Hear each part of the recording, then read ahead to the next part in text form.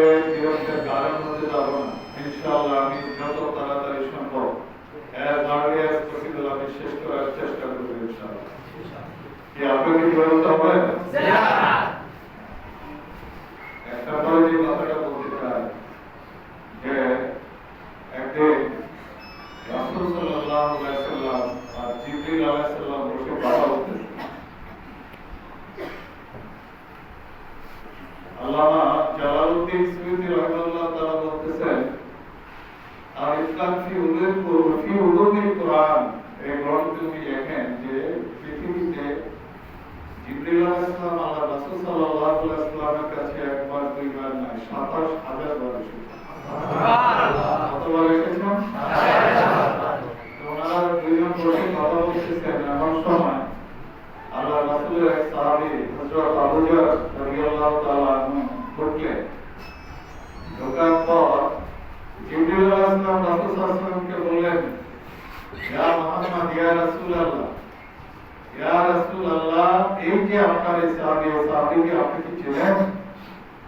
উনি তো আমার প্রিয় সাহাবী আমাদের।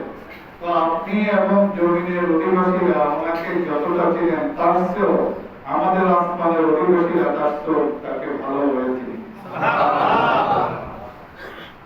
তখন আবু বকর রাদিয়াল্লাহু তাআলা আনহু তিনি চলে যাওয়ার পর আল্লাহ রাসূল সাল্লাল্লাহু আলাইহি ওয়াসাল্লাম জিবরিল আলাইহিস সালামকে বললেন যে ভাই জিবরিল, এই আবু বকরের এত মহত্ব আল্লাহ রাব্বুল আলামিনের কাছে কেন? তখন জিবরিল আলাইহিস সালাম বললেন, লিসিগারিহি ফি নাফসিহি ওয়া কাসরাতি তিলাওয়াতিহি সুবহানাল্লাহ।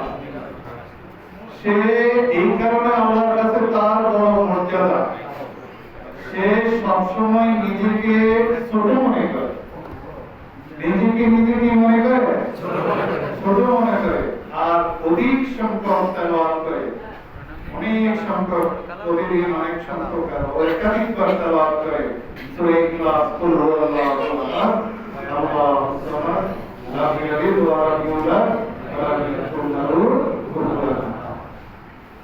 প্রিয় উপস্থিতি, এজন্য আমি এই কথাটা বলছি, আমি বিশ্বাস করি, আল্লাহকে সাক্ষী রেখে অন্তর থেকে কথাটা বলছি।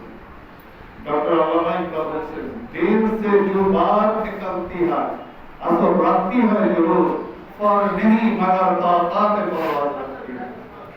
অন্তর থেকে যে কথাটা বলা হয় সেই কথাটা এত শক্তিশালী, সেই কথাটা পাখা থাকে না, তারপরেও আকাশে উঠতে পারে। এজন্য অন্তর থেকে আল্লাহকে সাক্ষী রেখে বলি যে আমি নিজেকে আপনাদের চেয়ে অনেক ছোট মনে করি। এই গুণ প্রশংসা এগুলো কোনো কিছু আমার ভিতরে নাই। আমার চেয়ে মনে করি এখানে অগণিত অসংখ্য মানুষ বসে আছে